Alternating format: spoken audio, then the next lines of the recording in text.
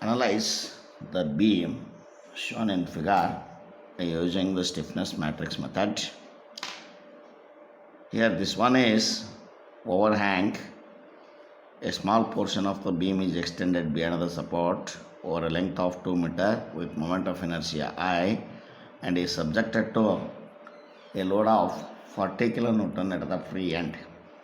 And at support A, it is on roller and A to B, that is total length is 8 meter and is subjected to a load of 60 kilonewton at a distance of 4 meter from either end with moment of inertia 2I. And in span BC, B is on roller, C is on hinge and is subjected to a load of 80 kilonewton. The total length of the span is 6 meter. At a distance of 2 meter from the end support C, it is subjected to point load of 80 kilonewton and the moment of inertia for the span is 1.5 times I. The first step is to calculate the degree of redundancy. Here the degree of freedom at A, this one is on roller. Here the degree of freedom is 1 theta A and there is no lateral movement because of the support C. End support is on hinge. It is not permitted to move in any direction. Only it permits the rotation. Similarly theta B, that is at B, that is also roller support, no lateral movement, only the slope at support B. And at C, there is the degree of freedom is only 1, that is theta C.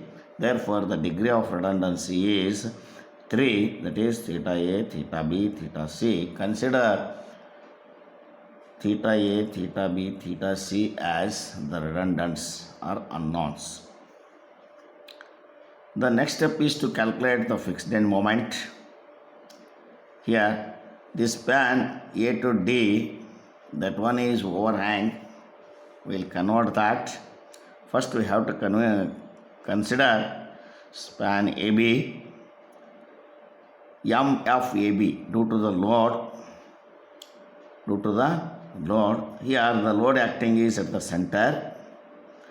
The fixed end moment from A to B, that is minus WL by 8. That one is anti-clockwise. W is 60. L is 8 divided by 8, 8 cancels, that is minus 60 kilonewton meter.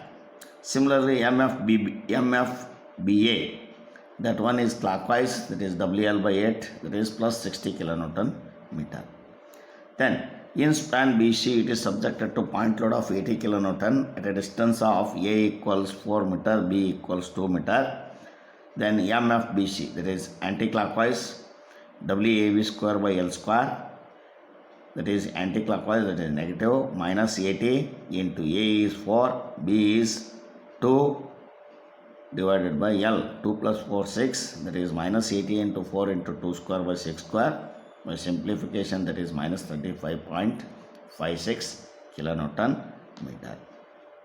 Then from the end support, end MFCB, that is WA square B by L square. By substituting the values of WA and B by N L, then you will get 71.11 kilonewton meter. Here, to find the load in the overhanged portion, we have to remove that overhanged portion by taking the moment. Here, the actual moment is, this one is 40, distance is 2 meter, 40 into 2, that one is anti-clockwise. Hence, here we can give the coordinate numbers at A, that is 1, at B, that is 2, at C, that is coordinate 3. Then the matrix of the load due to any overhanged or any pre-existing loads. At 1, there is a load of minus 80 kilonewton meter. At 2, at coordinate 2 or B, 0 at coordinate C, that is 0 since that is the end support. Then here the vector due to the load, that one is PL, this one is P1L, this one is P2L, this one is P3L. At P1L there is only one span AB. The moment, fixed end moment is MF AB is minus 60, that we have calculated, that is minus 60. At coordinate 2 or at B, two spans are connected, one is BA, one is BC. The net fixed end moment MF BA, that is clockwise, MF BC is, that is anti-clockwise. The summation of those two, that is 60 minus 35.56. Here you will get 24.44. This is P2L. P3L at coordinate C, there is only one span is connected, that is CB. Then MF CB is 71.11 kilonewton meter, that we have calculated. The vector due to PL is minus 60, 24.44, 71.11 are the elements. Now to find the stiffness matrix K, we have to apply the unit rotations at coordinate 1, coordinate 2, coordinate 3 separately. First we have to apply the unit rotation at coordinate 1 in clockwise direction. This one is theta A equals 1. Theta A equals 1. Instead of the redundance, apply a unit rotation at 1. Then here, due to the application of the unit rotation, the span AB will deform like this, but span BC there is no change by considering the supports as the fixed support. Here the rotation is theta A. Due to fixity, this theta becomes 0. Then by using the slope deflection equation or by using the direct equations, the stiffness value at 1 due to the unit rotation applied at 1, that one is K11. Here that becomes the near end, that is 4EI by L. By substituting the values of EI and L, that is 4 times here K11 equals 4 times moment of inertia is 2I, moment of inertia is 2I, then 4 into 2 EI divided by 8, that one is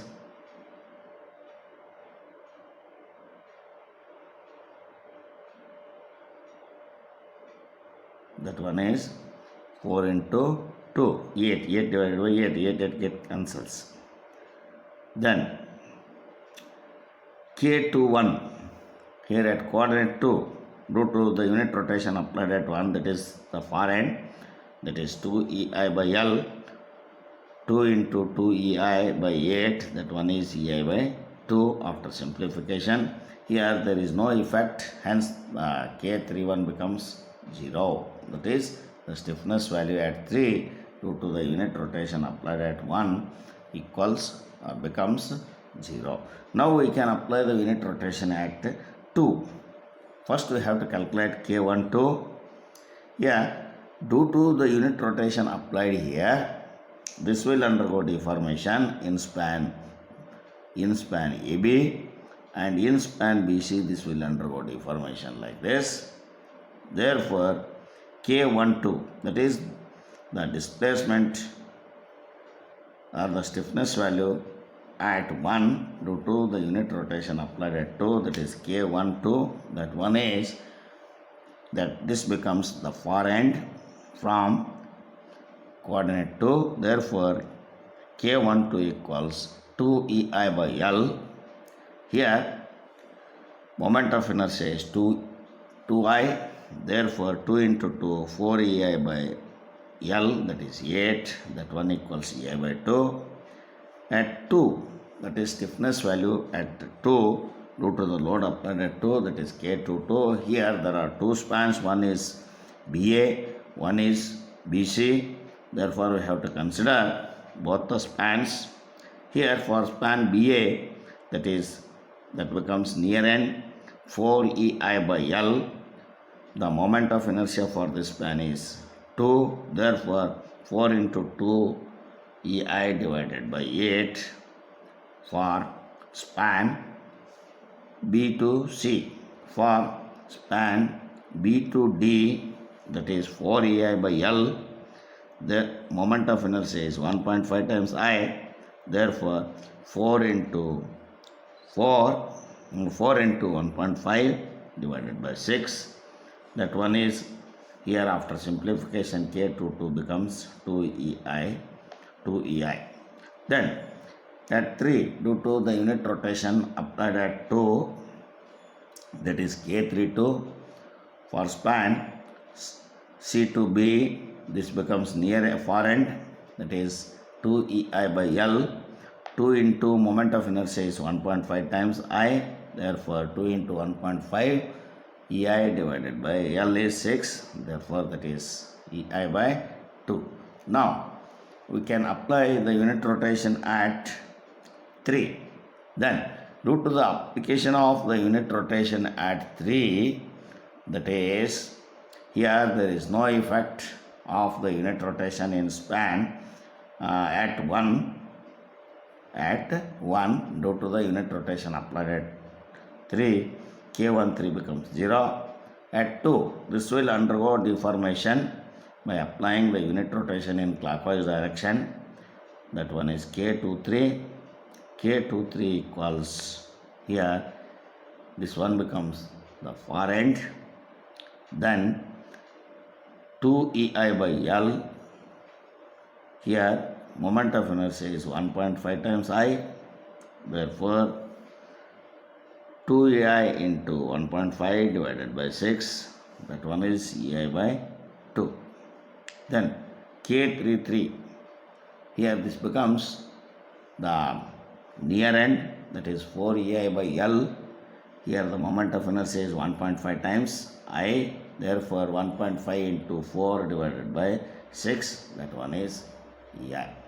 Then we can write, we have got the elements of the stiffness matrix. The stiffness matrix K is given by, here in all these elements EI is common, remove it, bring it outside. Here EI, K11, that one is 1 EI, K12,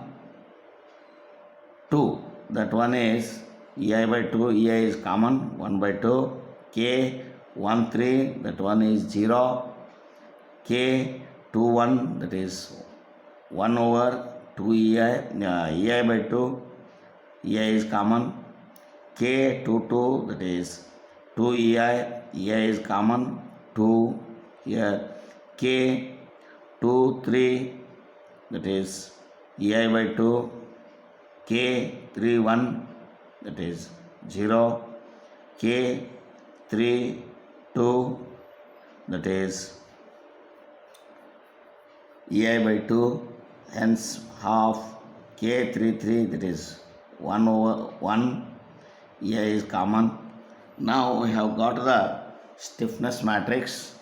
We know that the equation, that is stiffness matrix into the redundant matrix, that equals the matrix due to the pre-existing loads or the load due to any overhangs minus the load due to the fixed end moments. That is, we have calculated at various coordinates P1L, P2L, P3L, and P1, P2, P3 also we have calculated. Now we can simplify to get the redundant values here by substituting the values. EI is common, that is EI, by substituting the values of the stiffness matrix that is 1, 1 and 1 by 2, 0, half, 2, 1 by 2, then this is 0, half, 1 into the redundant elements, that is theta A, theta B, theta C. This is redundant vector, that equals P minus PL minus 80 minus of minus 60, 0 minus 24.44, 0 minus 71.11. After simplification, here you will get the values of theta A as minus 27.04 by A. After the inversion of this matrix, stiffness matrix, and by simplification you will get theta A equals minus 27.04 by EI, theta B equals 14.08 by EI, theta C equals minus 78.15 by EI. Then the final moments are calculated by using the slope deflection equation. We know that MAB equals MFAB plus 2EI by L inside of the bracket 2 theta A plus theta B minus 3 delta by L. Here there is no settlement, don't consider 3 delta by L. MAB equals the fixed end moment due to the load is minus 60 plus 2E, moment of inertia is 2I, L is 8, inside of the bracket 2 times the near end slope is theta A, that is minus 27.04 by EI, plus 1 times theta B, that is far end 14.08 by EI.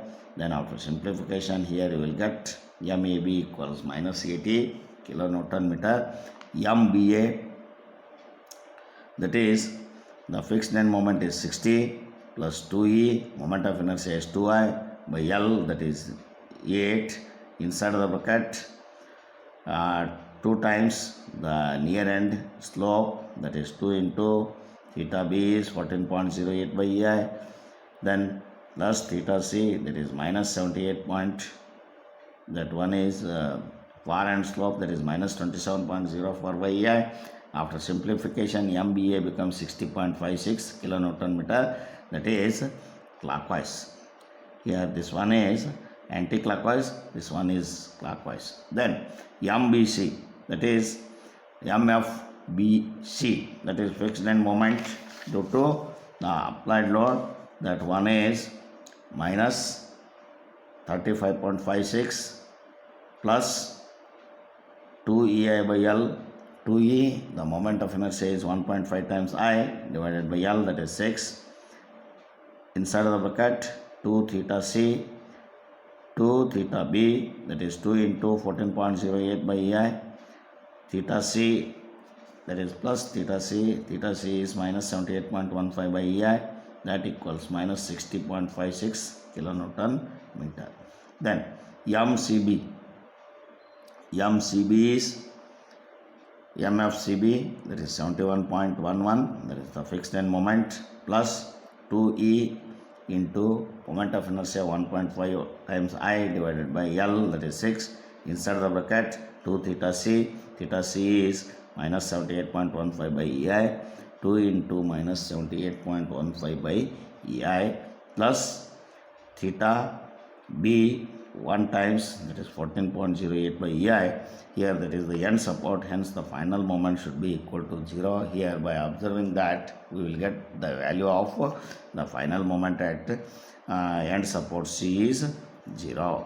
Here by observing the joint A, at joint A, MAB is minus 80, MAD, that is the resisting moment, that one is 40 into 2, that one is actual moment is anti-clockwise, the resisting moment is in clockwise direction, hence the joint A is satisfied. At joint A, some of the moments must be equal to 0. Similarly, at joint B, some of the moment must be equal to 0. Here one is clockwise, one is anti-clockwise. At C, some of the moments, that is the end support, that is at C, the moment is 0. We have got, by using these things, you can easily draw the bending moment diagram and you can calculate the shear force diagram. Finally you can draw the elastic curve.